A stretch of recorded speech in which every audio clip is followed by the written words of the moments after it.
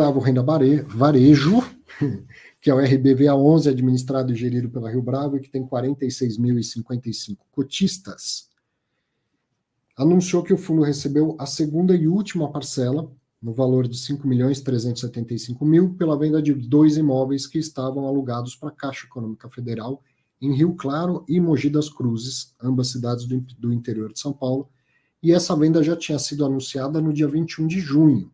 Naquela ocasião, o fundo tinha recebido a primeira metade do valor. Então, o valor total bruto da venda foi de 10.750.000, que dá, em média, R$ 9.434 por metro quadrado, com um ganho de capital líquido total de R$ 2.436.000.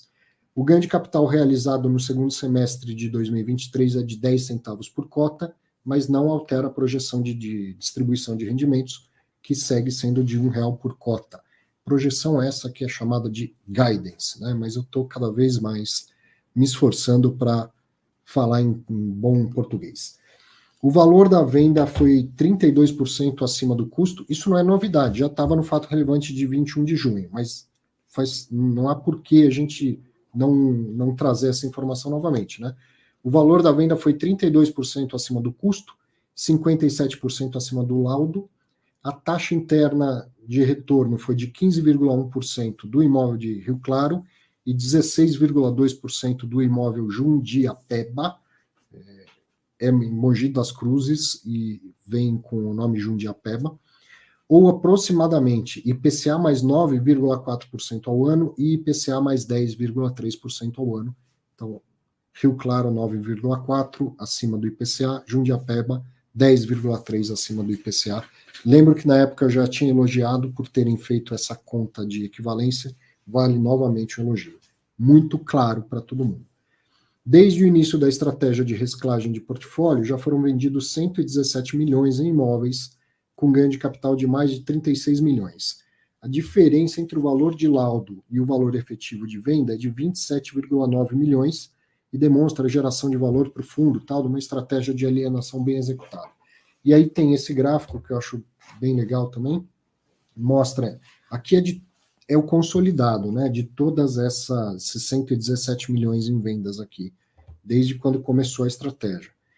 Então, o valor de compra desses imóveis foi 80.490.000, valor de laudo era 89.370.000, valor de venda 117.240.000.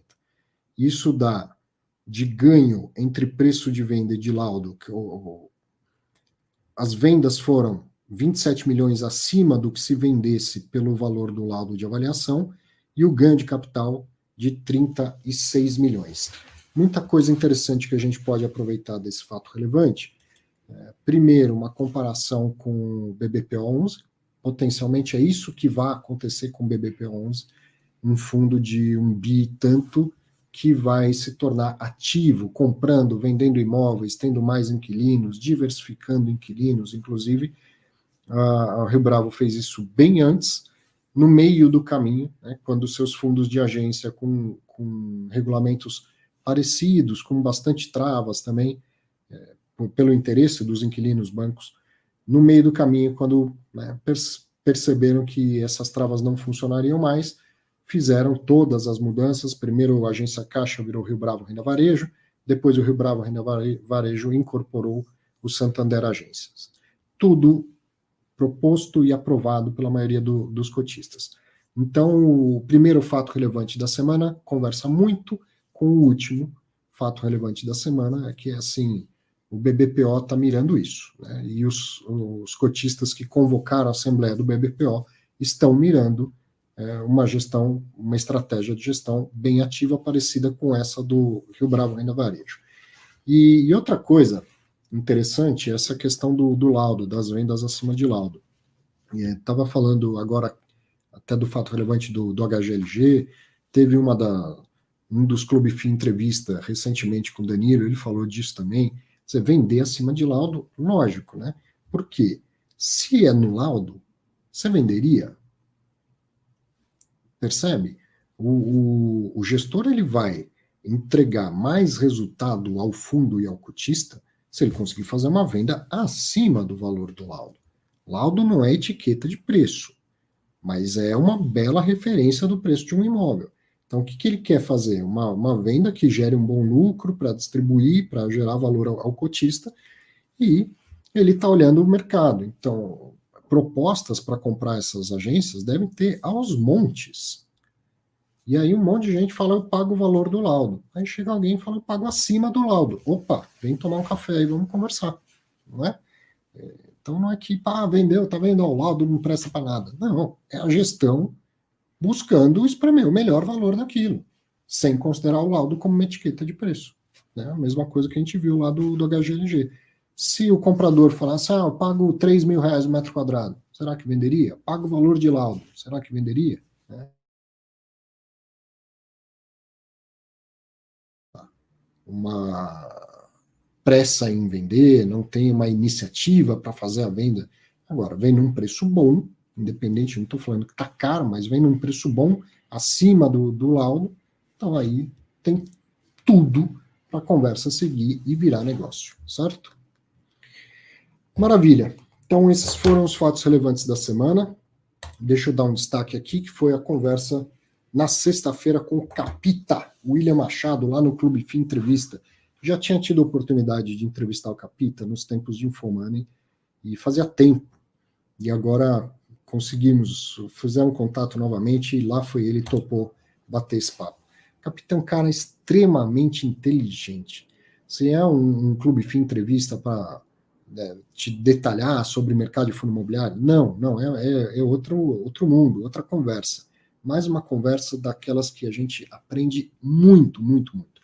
Cara fora da curva, muito inteligente, vale muito a pena. Assista o Clube Fim Entrevista com o Capita. Para quem não sabe, esse apelido Capita é porque ele foi capitão do Corinthians. O William era zagueiro, teve uma extensa carreira, a maioria delas em clubes de pequena expressão, Série B, Série C, até que nos últimos anos da carreira jogou no Grêmio e no Corinthians.